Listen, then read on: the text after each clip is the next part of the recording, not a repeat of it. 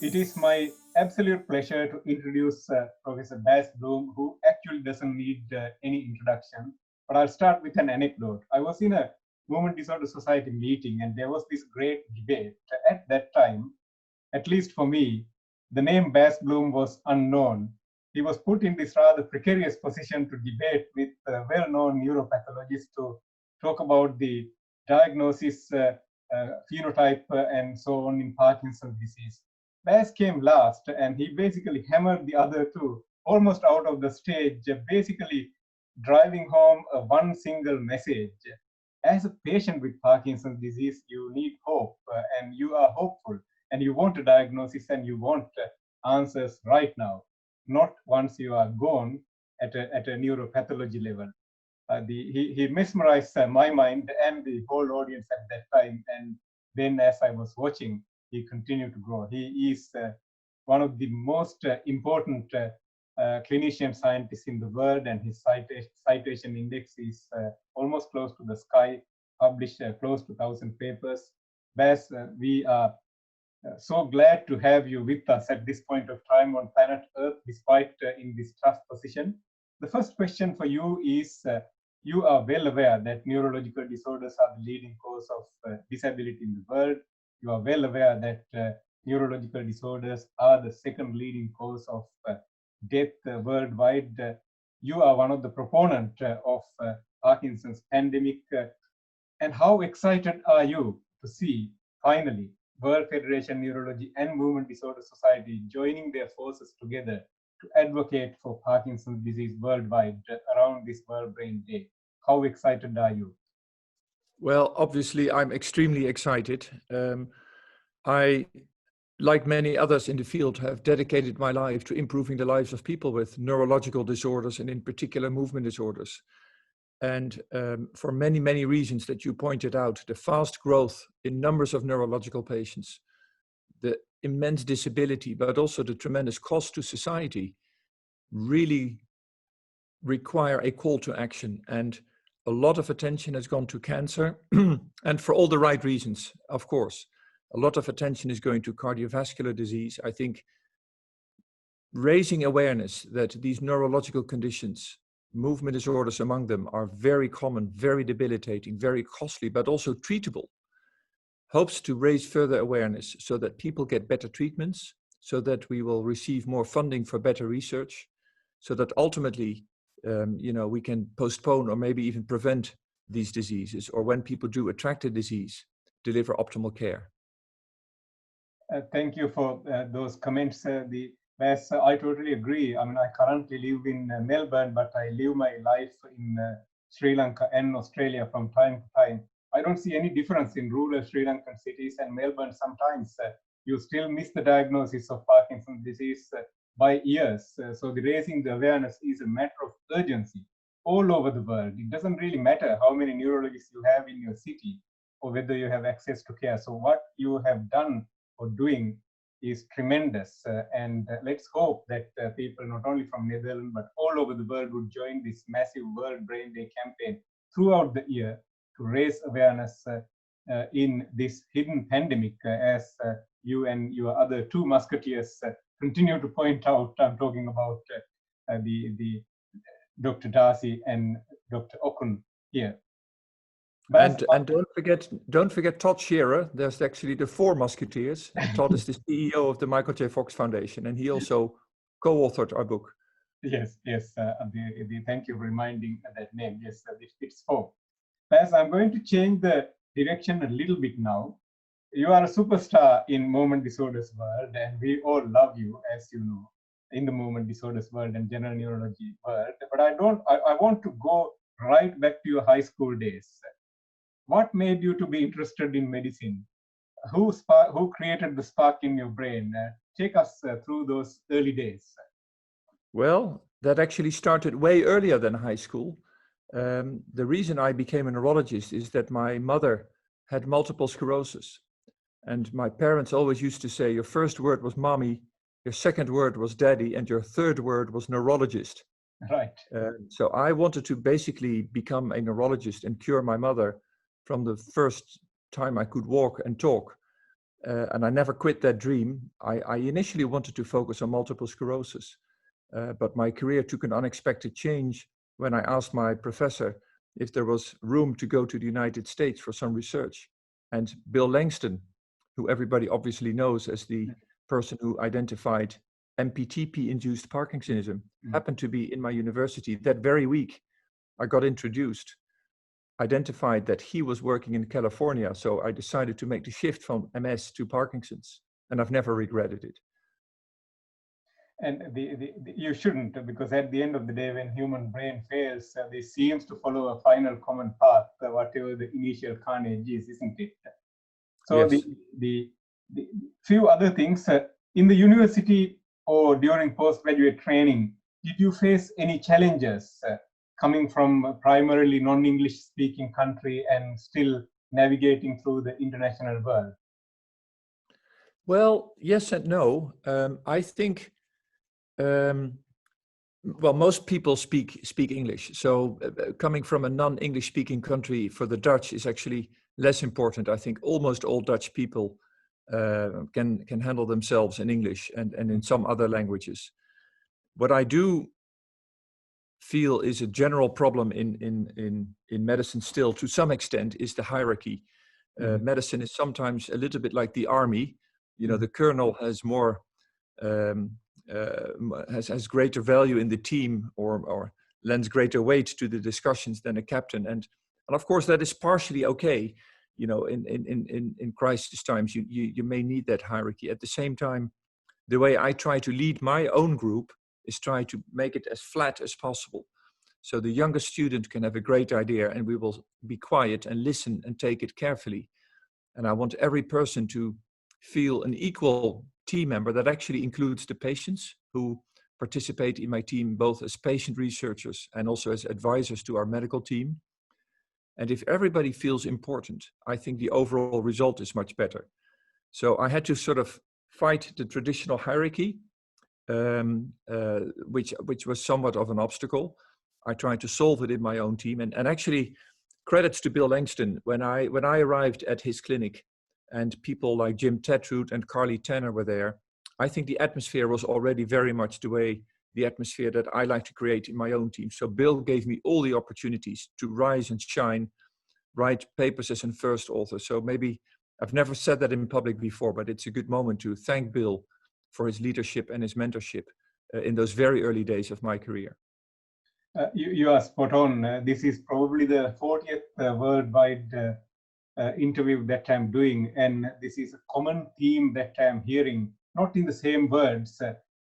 All successful people, men and women, great men and women, reminds me that they couldn't do it by themselves, but the tremendous support that they had from home front, workplace, colleagues, was a sort of a common theme. So we should remind our youngsters and their mentors how important for us to do this together. Now, you're also a great proponent of collaboration, and you have a famous saying that 21st century competition is true collaboration. I like to hear those words from you back again for the benefit of audience, because this is not happening as much as I would like it to happen. You would assume that in the middle of a pandemic where our backs are pushed to the wall and we are all threatened, humanity is under threat with this tiny virus. So you would assume that medical groups or the medical leaders would be the shining examples of collaboration. But there's room for improvement in every country, and room for improvement at global level also. I like to hear your thoughts on this. I have heard enough, but I think I would like my audience to hear it from you. Well, I think, in a time and era where developments are so fast, think of artificial intelligence, think of wearable sensor technologies, think of telemedicine approaches, but also think of the tremendous advancements in basic science that are taking place. Just saw this paper in Nature where scientists were able to convert astrocytes into dopamine-producing cells that survive in the mouse brain. It's impossible to oversee, let alone master, all these rapidly developing fields. And at the same time, I think the only way for medicine to survive as an entity is by bringing in fresh knowledge from new fields. it's maybe interesting to just remind us that the famous Professor Charcot, the French neurologist who in the late 19th century really put neurology on the agenda. It's only very, very appropriate to mention him on World Brain Day. Already said in the late 19th century that if medicine would not borrow fresh knowledge from other disciplines, it would soon become an outdated discipline. So I think we must collaborate, and let's not forget, it's not only a must, but it's also a great joy and pleasure. Nothing gives me greater pleasure than to work with people who are way better than I am in their discipline, and to learn from them and to try and build bridges between different people with unique pieces of expertise is something that there's very few things that give me greater pleasure than bringing people together and collaborate. Bas, thank you for that. And everybody know that you work very hard and you are a very busy man, but at the same time you are happily married and you have children and you are a family man and you enjoy life any other human being does. So tell us about the importance of work-life balance and how you balance all these things all together and keep smiling. I think this is very important. What you hear from many colleagues, younger colleagues, what you actually read in the literature, recent paper in neurology, is the high levels of burnout, particularly among younger colleagues. And one of the reasons, by the way, is the high level of administration that is required, both in care, but also increasingly in science. And people just want to do their job and not complete forms and tick all the boxes. And of course, on the one hand, we've seen terrible examples where people abused their position, maybe committed fraud or were not treating their patients well according to protocols. And at the same time, while some regulation is needed, I think the word trust is really important and critical. And again, the way I treat the people in my group, or at least I try to treat them, is by giving them trust, room and space to work. And if they fail, I'm there to pick them up and support them.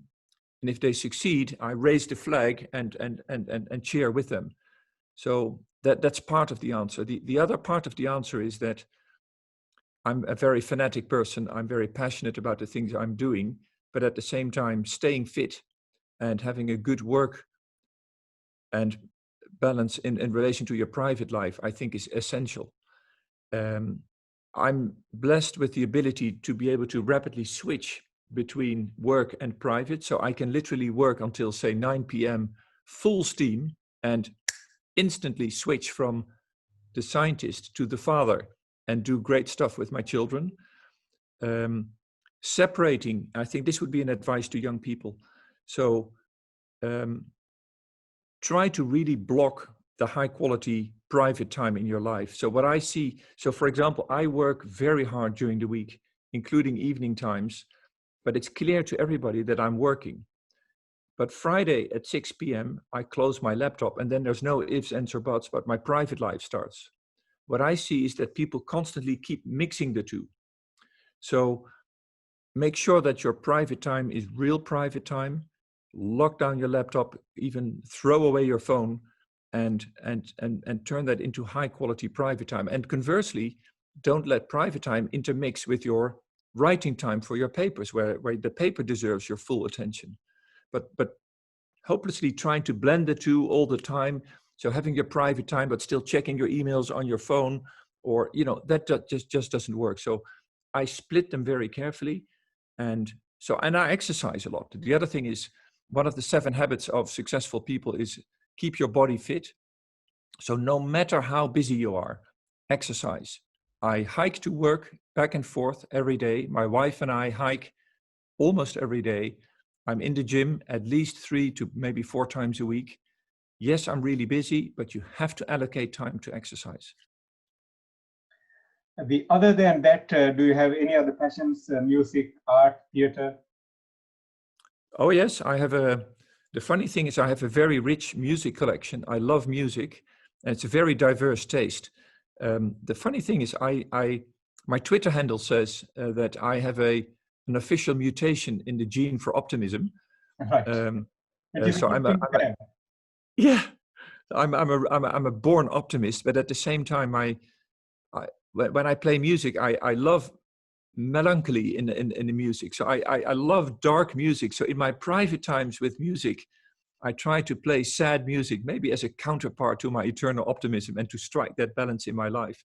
So music is definitely a great passion. I can't play or produce any music, really horrible at it, never had time to learn anything, but I really enjoy it. Anything related to You had a sport. gig as a the DJ somewhere. I saw a video clip. That is true. So yeah, and I've been re-invited. It was really successful. I played DJ for young students Right. at 2 a.m. at night, between 2 and 3 a.m. And it was so successful that I was re-invited for this year again. Right. Just a quick anecdote. It was in the cellar, and when I started my DJ session, there was literally only 2 people there. Right. And I said, oh, well, yeah, let's just start. And I played 4 or 5 songs, and I look up, and the room is filled with people dancing. And now this year I've been invited to the main stage. So I've been promoted from the cellar to the main thing. So yeah. Sorry, I did disturb you. You were going to say something. No, so music is one hobby. The other one is anything related to exercise, and basically just enjoying the good elements of life. You know, good coffee, fresh bread. I need fresh bread and good coffee every day. And basically, you know, spending time with friends. I agree. I think it is all in the journey, not the destination. I think we have to remind youngsters that it's moment to moment. Keep your body moving, mind silence. When it is not writing a paper or doing something else, don't think of other things unnecessarily. Thanks very much for those wise words. As the one final comment that you'd like to tell the world before we move on to the other segment. Yeah, so the funny thing is I never ever took any leadership courses myself, but I'm increasingly invited now to give them.